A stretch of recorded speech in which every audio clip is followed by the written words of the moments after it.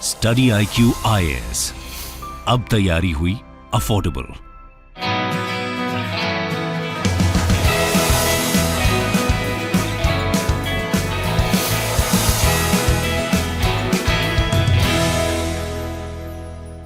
नमस्कार दोस्तों, Gaza under attack. जी हां, आपको याद होगा पिछले साल मार्च के महीने में इजराइल और गाजा पट्टी के बीच में काफी बड़ा युद्ध हुआ था एंड एटलीस्ट आई थिंक शायद 15 से 20 दिन तक ये पूरा युद्ध चला था। तो यहां पर हुआ क्या है कि कल खबर यह आई है कि इजराइल के द्वारा बड़ी मात्रा में एयर स्ट्राइक्स किया गया है गाजा पट्टी में और जिसकी वजह से एटलीस्ट 10 लोगों की मृत्यु हुई है। इनफैक्ट इजराइल का तो ये कहना है कि हमने 15 टेररिस्ट को मारा है। ये आप देख सकते हो, Israel kills at least 10 Palestinians in fresh Gaza bombing campaign. तो इसको डिटेल से समझेंगे कि एग्जैक्टली है क्या, इजराइल का क्या कहना है और गाजा के अंदर वो कौन सा ग्रुप है जिसको अटैक किया जा रहा है, जिसके ऊपर अटैक किया जा रहा है इजराइल के द्वारा। काफी कुछ जानने को इस वीडियो में, चलिए आगे बढ़ते हैं। लेकिन उसके पहले यूपीएससी का जो फाउंडेशन बैच है दोस्तों, जो कि स्टडी IQ ने लॉन्च किया है, इसके अंदर 8 अगस्त तक ही एडमिशन लिया जाएगा क्योंकि लिमिटेड सीट्स होती हैं और इसके अंदर आप एनरोल करा सकते हैं by using the code Ankit live और सिर्फ 19,000 में ये आपको कोर्स मिल जाएगा। क्योंकि इसके अंदर आप सोच के देखिए, हम 900+ आवर्स ऑफ लाइव टीचिंग आपको दे रहे हैं। प्रीलिम्स के लिए specifically MCQ, daily current affairs, test series और आगे चलकर एक क्रैश कोर्स भी लाया जाएगा। इसके अलावा आंसर राइटिंग प्रैक्टिस आपके मेंस एग्जाम के लिए और एक मेंटर भी आपको दिया जाएगा ताकि आपको कोई प्रॉब्लम हो, कोई भी दिक्कत हो, आप अपने मेंटर से पूछ सकते हैं। और इसका पूरा स्केड्यूल पहले ही दे दिया गया है और सिर्फ 19,000 में हमने कोशिश किया है कि इसको अफोर्डेबल बनाया जाए। इसके अलावा अगर आपको यूपीएससी का ऑप्शनल की तैयारी करनी है, पॉलिटिकल साइंस और ज्योग्राफी, उसमें भी आप कोड इस्तेमाल कर सकते हैं अंकित लाइव। इसके अलावा अगर आप MCQs अटेम्प्ट करना चाहते हैं तो मेरे इंस्टा पेज पर जा सकते हैं, वहां पर स्टोरीज में जितने भी MCQs हैं उसको आप अटेम्प्ट कर पाएंगे। तो चलिए दोस्तों, देखते हैं एग्जैक्टली अभी हुआ क्या है। जैसा कि मैं आपको बता रहा था, इजराइल के द्वारा एयर स्ट्राइक्स किया गया है गाजा स्ट्रिप में। आपको पता होगा, ये इजराइल का मैप लेफ्ट साइड में अगर आप देखोगे तो यहां पर जेरूसलम हो गया, इसको लेकर तो विवाद चलता ही है। लेकिन इजराइल और पैलेस्टीन के बीच में, अब पैलेस्टीन जब मैं कहता हूं तो बेसिकली ये जो वेस्ट बैंक वाला हिस्सा देख रहे हो, अब वेस्ट बैंक क्यों कहते हैं, क्योंकि यहां पर जो डेड सी आप देखोगे उसके वेस्टर्न साइड में है, तो इसीलिए इसको वेस्ट बैंक यहां पर कहा जाता है। तो पैलेस्तीन एक अलग देश अपने आप को मानता है यहां पर, और इसी में आप देखोगे तो यहां पर एक और हिस्सा इनको दिया गया है, बेसिकली गाजा स्ट्रिप बोला जाता है। ये छोटा सा स्ट्रिप आप देख रहे हो। तो ज्यादातर जो फाइट है वो बेसिकली आपको गाजा स्ट्रिप और इजराइल के बीच में काफी हद तक देखने को मिलता है। प्रोटेस्ट वगैरह तो काफी कुछ चलता ही रहता है वेस्ट बैंक के, जेरूसलम के आसपास। लेकिन ये जो गाजा पट्टी देख रहे हो, इसमें जो सबसे बड़ा शहर है गाजा सिटी, यहीं पर डायरेक्ट अटैक किया गया है बड़े बड़े टावर्स के ऊपर, यह बताया गया है, जिसमें 10 लोगों की मृत्यु हुई है। अभी तक यह खबर आ रहा है और दुखद बात यह है कि इसमें 5 साल की एक बच्ची थी, उसकी भी मृत्यु हो गई है एंड डजन्स ऑफ जो पीपल हैं वो यहां पर उनको चोट लगा है, घायल हुए हैं। तो क्वेश्चन यहां पर सबसे पहले यह आएगा कि ये एयर स्ट्राइक आखिरकार इजराइल ने क्यों किया। देखो, इजराइल के PM का यह कहना था कि हमें इमीडिएट बेसिस पर थ्रेट था एक ग्रुप से और इस ग्रुप का नाम है पैलेस्टीनियन इस्लामिक जिहाद। जी हां, जिहाद में ये अपनी तरफ से ऐड नहीं कर रहा हूं, लेकिन ये इन्होंने अपना नाम रखा है इस ग्रुप का, पैलेस्टीनियन इस्लामिक जिहाद। बेसिकली सीरिया से ये ऑपरेट करते हैं, मैं अभी आपको इसके बारे में भी बताऊंगा। लेकिन हुआ क्या कि ये जो ग्रुप है, इसके एक मेंबर को यहां पर इजराइल ने अरेस्ट कर लिया था और इस मेंबर का नाम है बसीम सादी। तो पिछले हफ्ते यहां पर मंडे की रात को बताया जा रहा है कि इसको अरेस्ट किया गया था वेस्ट बैंक के पास से ही। अब वेस्ट बैंक में आप देखोगे तो यहां पर एक जगह है जेनिन, मैं आपको दिखाता हूं।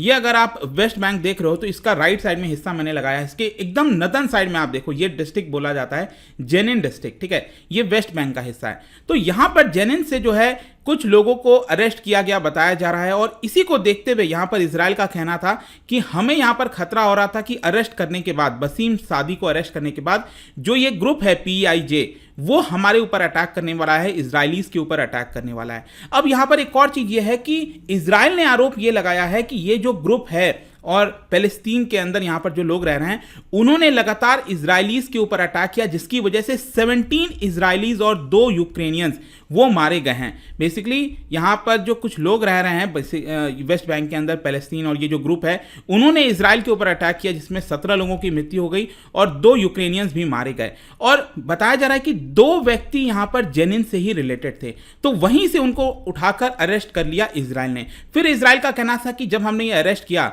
तो हमें ये खतरा था कि डेफिनेटली ये जो PIJ है वो हमारे सिविलियंस और सोल्जर्स के ऊपर अटैक करने वाला है, और इसीलिए इजराइल ने पूरी सिक्योरिटी मेजर्स यहाँ पर लिया और जो साउथ का पूरा पार्ट है उसको यहाँ पर सीज कर लिया। एक प्रकार से रोड बंद कर दिए गए थे, काफ़ी लोग कट ऑफ हो गए थे यहाँ से। और फाइनली यहाँ पर इजराइल ने डिसाइड किया कि जो मिलिटेंट्स गाजा स्ट्रिप में रह रहे हैं इस ग्रुप से रिलेटेड, उनको हम यहाँ पर मार देंगे। तो इजराइल का यही कहना होता है कि जो भी हम एयर स्ट्राइक करते हैं गाजा पट्टी के अंदर, वो हम मिलिटेंट्स को मारने के लिए करते हैं, टेररिस्ट को मारने के लिए करते हैं, हमारा सिविलियंस को मारने का कोई मकसद नहीं है। तो ये जो स्ट्राइक किया गया है बेसिकली ये गाजा सिटी में ही जो टावर है वहां पर डायरेक्ट अटैक किया गया। और ये आप देख सकते हो इस तरह का हालात हो गया था। सोचिए अगर आप कहीं सो रहे हैं, रह रहे हैं और अचानक से मिसाइल आकर गिर जाए, इस तरह से पूरा जो बिल्डिंग है वो खत्म हो गया। और इसी के अंदर मैं आपको बता रहा था कि कई लोगों की यहां पर मृत्यु हो गई और इनफैक्ट यहां पर जो 5 साल की बच्ची है उसकी भी मृत्यु हुई है। करीब 55 लोग इंजर्ड हुए हैं ये बताया जा रहा है। और इनफैक्ट इजरायली मिलिट्री जो स्पोक्स पर्सन है उनका कहना है कि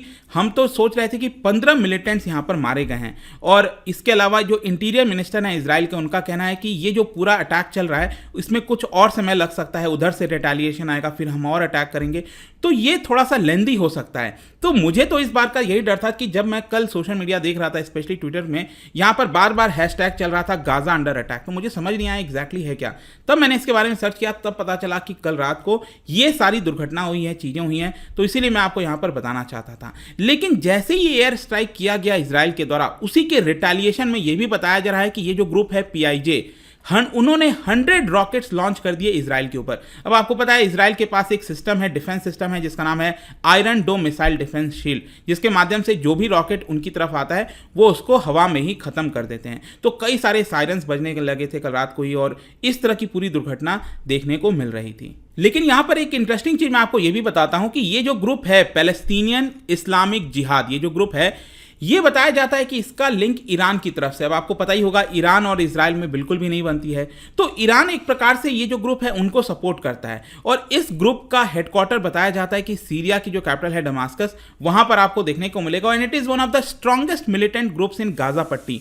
और इनके द्वारा पास्ट में भी कई सारे अटैक्स किए गए हैं, रॉकेट फायर किए गए हैं, शूटिंग की गई है इजराइल के ऊपर। और इनफैक्ट बताया जाता है कि 2019 में नवंबर के महीने में तो 5 दिन का पूरा कॉन्फ्लिक्ट चला था इजराइल और इस ग्रुप के बीच में, जिसमें इजराइल ने यहां पर PIJ के एक कमांडर को मार दिया था, क्योंकि इजराइल का कहना था कि ये लोग हमारे ऊपर अटैक करने वाले हैं। और इस पूरे युद्ध में करीब 34 पैलेस्टीनियंस की मृत्यु हुई थी, 111 लोग इंजर्ड हुए थे, जिसमें यहां पर इजराइल का ये कहना था कि हमने तो 25 पैलेस्टीनियंस को यहां पर मारा भी था, जो कि मिलिटेंट्स थे बेसिकली।